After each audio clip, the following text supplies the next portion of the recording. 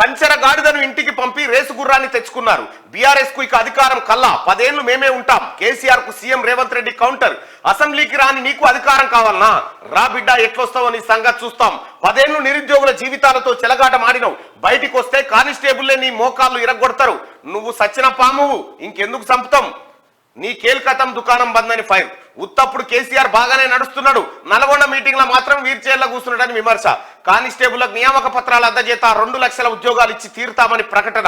Wheel chair లో వీధి నాటకాలు బంజాయి. మొన్నటి ఎన్నికల్లో ప్రజలే నీ ప్యాంట్ ఉడబీకిర్రు.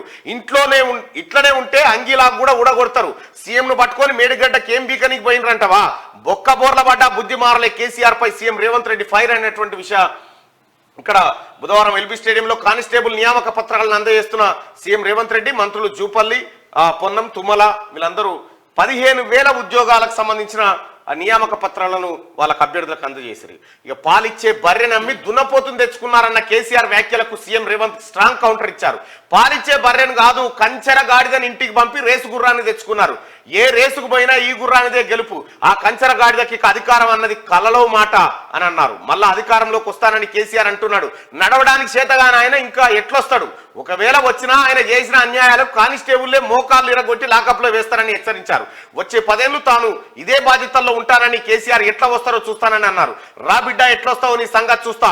10 ఏళ్లు ఈ బాధ్యతలో ఉంటా. జనం ఆశీర్వదిస్తే ఇంకో 10 ఏళ్లు కూడా ఇందిరమ్మ రాజ్యమే ఉంటది.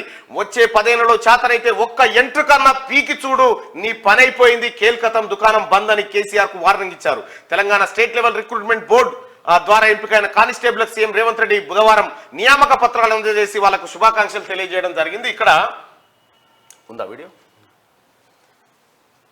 ఇగో ఇది కదా. ప్రధాన ప్రతిపక్ష పార్టీ హోదాలో ఉండి ఒక రాష్ట్ర ముఖ్యమంత్రిని పట్టుకొని ఏం బీకనిక పోయినావు అని అడిగితే, రా ఇప్పటికే ప్రజల్ని ప్యాంట్ ఊడబిక్కురు, ఉన్న అంగి చొక్కా కూడా ఊడబిక్తాం. ఇప్పటికే తెలంగాణ ప్రజలు మొన్న జరిగిన ఎన్నికలలో మీ ప్యాంటు ఊడబిక్కిరు. ఇవాళ ఆ ప్యాంటు ఊడబిక్కితే చెప్పుకునే దిక్కులేక బొక్కబోర్లో పడితే బొక్కలిరిగినాయి మీకు. అయినా మీ బుద్ధి మారలేదు.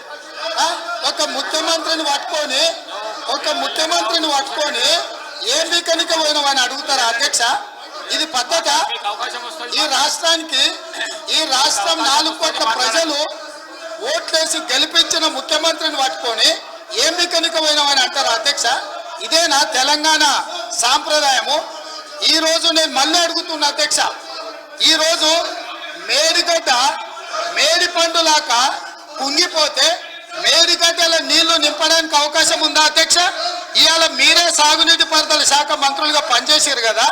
చంద్రశేఖర్ రావు గారు, హరీష్ రావు గారు ఇద్దరు సాగునీటి పారుదల శాఖ మంత్రిగా పనిచేసారు కదా అధ్యక్ష. ఈ రోజు వాళ్ళకే పెత్తనం ఇస్తాం, వాళ్ళనే చేయమని ఉండ్రి. ఈ రోజు ఏ రకంగా మేడిగడ్డలో నీళ్లు నింపుతారో, మేడిగడ్డ నుంచి నీళ్లు ఎత్తి అన్నారంలో పోస్తారో, అన్నారంలో నుంచి సుందిలలో ఎట్లా పోస్తారో బాధ్యత వాళ్ళని తీసుకోమని ఉండ్రి అధ్యక్ష. మొత్తం కుంగిపోయి కుప్ప కూలిపోతుంటే ఈ రోజు అక్కడ నీళ్లు నింపడానికి ఏమాత్రం అవకాశం లేక పూర్తిగా ప్రాజెక్టు దెబ్బతిని ఖర్చు పెట్టిన 94,000 కోట్ల రూపాయలు వృధా అయిపోయి ఈ రోజు మొత్తం ప్రాజెక్టే దెబ్బతిన్న పరిస్థితుల్లో ఈ రోజు ప్రజల దగ్గరికి వెళ్ళి సమాధానం చెప్పుకోలేక శాసనసభకు రావాల్సిన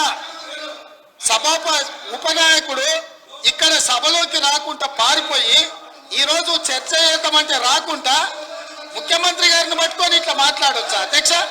అందుకే నేను ఒకటే మాట్లాడుతున్నా, మీరు ఇవాళ చర్చకు సిద్ధమైతే పిలువండి.